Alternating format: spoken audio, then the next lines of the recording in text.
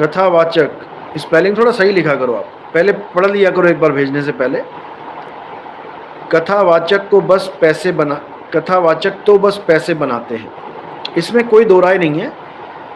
पहली बात तो हमें कथावाचकों की ज़रूरत ही नहीं है। ऐसा कोई है ही नहीं भारत देश में जिसको रामायण की कथा ना पता हो। सबको कथा पता है। राम ने रावण को मारा, कुंभकर्ण को मारा, मेघनाद मारे गए, सारी कथा पता है। सीता का हरण हो गया, हनुमान जी गए ढूंढने, पूरा वन उजाड़ दिया, वाटिका जो थी उजाड़ दी, सबको पता है। जाते जाते लंका में आग लगा दी, सबको पता है। क्या पता नहीं है? कृष्ण जी का सबको पता है, कहाँ पर जन्मे, कहाँ पर लीला करी, किस किस को मारा, सब पता है। तो कथावाचक क्या कथा सुना रहे हैं भाई? जो हमें ऑलरेडी पता है, जो हम टीवी में देखते आ रहे हैं, सब कुछ यूट्यूब पे पड़ा हुआ है। किसी ने दोबारा से कथा देखनी है, देख ले यूट्यूब पे। इसमें कथावाचक की कहाँ से जरूरत आ गई? कहानी लिखी पड़ी है, ग्रंथ लिखा पड़ा है, जिसको चाहिए पढ़ ले, नहीं पढ़ना आता सुन ले। इसमें कथावाचक की जरूरत कहाँ से आ गई? क्योंकि ये केवल भगवानों के नाम पे, यानी जो गुजर गए हैं उन अवतारों के नाम पे केवल पैसा कमाया जा रहा है, और इससे ज़्यादा कुछ नहीं, इससे ज़्यादा कुछ नहीं।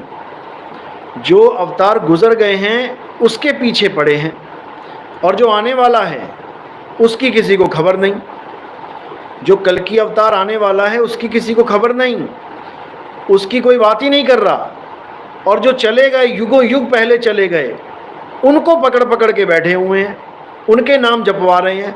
अरे भैया, नाम जपवाना है तो जो आने वाला है उसका जपवाओ, वो तुम्हारा कुछ कल्याण भी करेगा। और जो पुराने चले गए उनका नाम जप जप के तुम्हें क्या मिलेगा? अंग्रेज आए, शासन करके चले गए, मुसलमान आए, फिरंगी आए, शासन करके चले गए, तुम्हारे नाम धरे के धरे रह गए। हरे कृष्णा हरे राम तुम्हारे पास शुरू से ही था, ना मुसलमानों को भगा पाया। जितने भी ये मोहम्मद गौरी और ये गजनबी आए जो बाहर से आक्रमण कर रहे थे, ना उनको भगा पाया, ना ही अंग्रेजों को भगा पाया। और अब के संत महात्मा क्या कह रहे हैं? बड़े से बड़ी विपदा आ जाए, बड़े से बड़ा कष्ट आ जाए, बस तुम ये मंत्र जप लेना, सारे कष्ट दूर हो जाएंगे। अरे सबसे बड़ा कष्ट तो गुलामी था, सबसे बड़ा कष्ट तो गुलामी है, जो कोई मंत्र ना ठीक कर पाया उसको। मोहम्मद गौरी को, अकबर को, शाहजहां को, औरंगजेब को कोई ना भगा पाया मंत्र। बता दो भगा दिया हो किसी ने तो? तलवारें उठानी पड़ी हमारे योद्धाओं को, तब उनको साइड किया, जिनसे ये शासक भी डर जाते थे। कोई राम कोई कृष्ण जी का नाम काम नहीं आया मेरे भाई, और ना ही अब आने वाला है कि कोई सोचे कि अब आ जाएगा। अब भी नहीं आएगा। तुम गली में निकलो, पिटबुल खड़ा है वहां पे और तुम्हारे ऊपर छलांग मारे, तुम सारे मंत्र जप लो जितने भी आते हैं तुम्हें, तुम सारी आरतियां गा लो जितनी तुम्हें आती हैं, तुम कोई भी चालीसा पढ़ लो तुम्हें जो आता है, और बच के दिखा देना उससे। यही तो है कष्ट भाई, यही तो कष्ट है। और केवल हिंदू क्यों, मुसलमान कहते हैं ये वाली आयत पढ़ लो, दिन में 10 बार पढ़ लो, बड़े से बड़ा कष्ट माफ हो जाएगा। यही है सबसे बड़ा कष्ट। मेरे पीछे कुत्ता पड़ गया, अब उस कुत्ते को छुड़वाओ जरा। ना कोई मुसलमान बाबा छुड़वा पाएगा, ना कोई हिंदू बाबा छुड़वा पाएगा, ना सिख ना ईसाई, कि प्रेयर कर लो तो छूट जाएगा। वहां पे लठ चाहिए, लठ,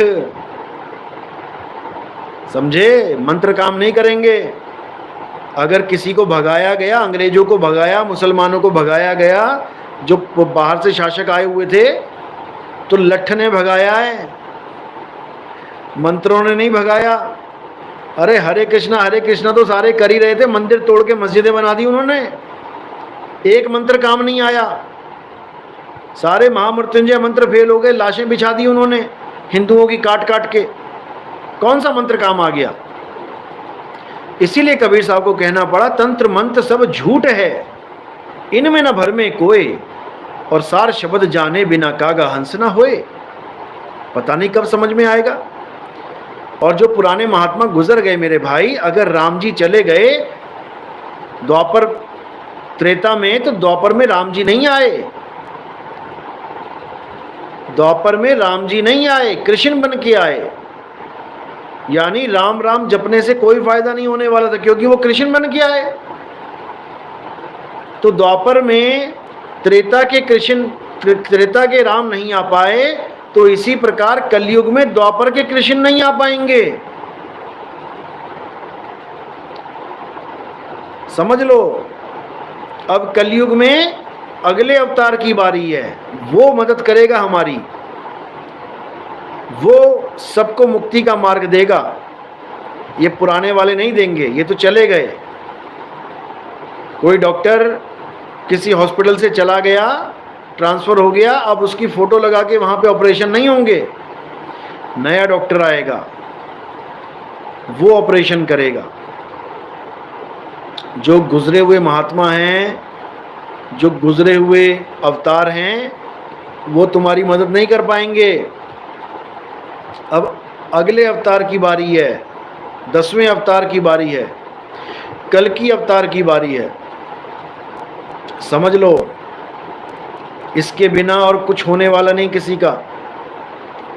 इसलिए जो पुराने अवतारों के नाम पे धंधा बना के बैठे हैं और आपस में लड़ रहे हैं, ये लोग आपस में लड़ भी रहे हैं और फिर बात भी कह रहे हैं कि हमारा धर्म सबसे अच्छा धर्म है। अरे तुम्हारा धर्म सबसे अच्छा धर्म है तो आपस में क्यों लड़ रहे हो?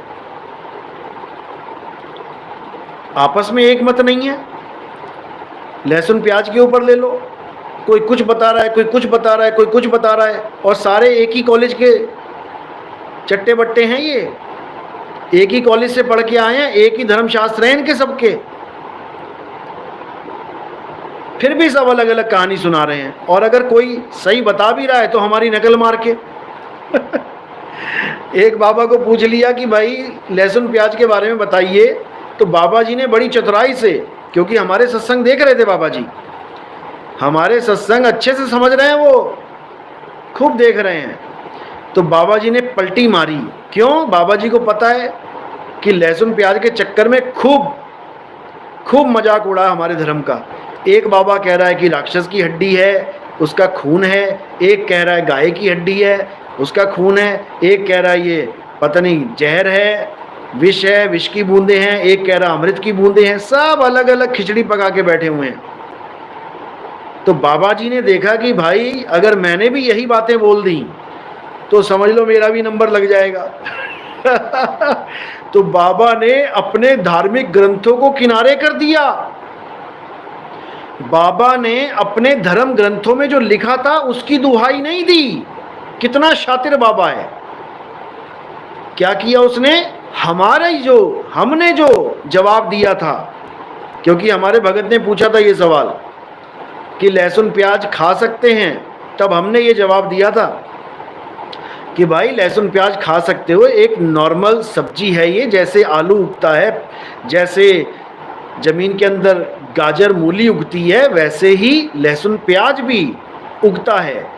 मना इसलिए किया जाता है क्योंकि ये तमोगुणी भोजन है, ये तमोगुण से भरपूर है, इसलिए इसको नहीं खाना चाहिए। खाना है तो कम मात्रा में खाना चाहिए, ये हमारा जवाब था। क्योंकि लहसुन बहुत गुणकारी भी है। अगर आपका खून गाढ़ा है तो लहसुन ही खिलाया जाता है खाली पेट, तो वो गुणकारी भी है। इसलिए हमने बोला था कि ये तमोगुणी भोजन है, इसलिए साधु महात्मा इससे दूर रहते हैं। लेकिन अगर औषधि के रूप में ये लिया जाए तो बुरा भी नहीं है। बाबा जी ने डिट्टो हमारा जो मैंने बोला सेम चेप दिया कि भाई ये तो आलू की तरह होता है, ज़मीन के अंदर खा सकते हैं, लेकिन भजन भक्ति वाले हैं, तमोगुण भोजन से दूर रहते हैं। इतना तो बाबा को समझ में आ गया, इतना तो बाबा को समझ में आ गया।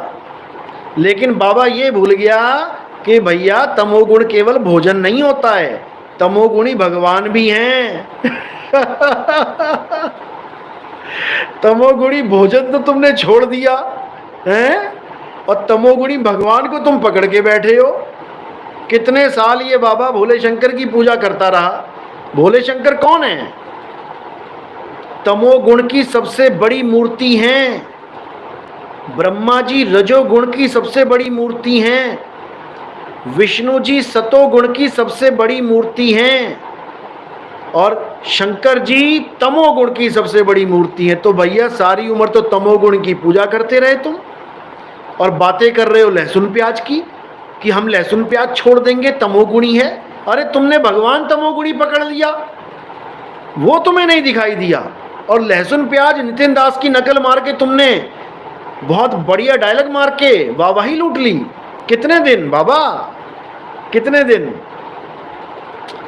जनता जागरूक है, जनता बहुत सयानी है। लेकिन इस बात की खुशी है कि बाबा ने सत्य का साथ दिया। बाबा ने अपने ग्रंथों में लिखी बातों को किनारे कर दिया। समझ लो, अपने ग्रंथों में यानी अपने शास्त्रों में जो वर्णन है उसको किनारे कर दिया और नितिन दास की नकल मार के उस भोजन को, उस सब्जी को तमोगुणी कह के पल्ला झाड़ लिया। बहुत अच्छी बात है। अगर आपको लगता है कि जो आपने बोला बिल्कुल सच है, तो आप शरेआम ये कहना शुरू कीजिए कि ठीक है, जो भक्ति करते हैं वो लहसुन प्याज से दूर रहें, लेकिन जो भक्ति नहीं करते, चाहे वो किसी भी पंथ के हों, किसी भी धर्म के हों, वो लहसुन प्याज खा सकते हैं। आप सारे ब्राह्मण मिलके ये बात स्टेज से बोल दीजिए, क्योंकि भक्ति में रुकावट है ना तमोगुण की। वैसे तो कोई दिक्कत नहीं है, जो बंदा भक्ति नहीं कर रहा उसके लिए क्या है। तो ये लोग क्या कहते हैं कि किसी को भी नहीं खाना चाहिए लहसुन प्याज, किसी को भी नहीं खाना चाहिए। अरे भाई, वो तमोगुणी भोजन है, और भी भोजन तमोगुणी है, बहुत सारे हैं, केवल लहसुन प्याज थोड़ी नहीं है। फिर तो सारे छुड़वा दो, केवल लहसुन प्याज के पीछे पड़ जाते हैं। तो भाई जनता जागरूक हो रही है, धीरे धीरे जवाब देना मुश्किल हो जाएगा। जयंत महंत, उसको आपका ज्ञान परम ज्ञान लगा, शास्त्रों से अच्छा लगा।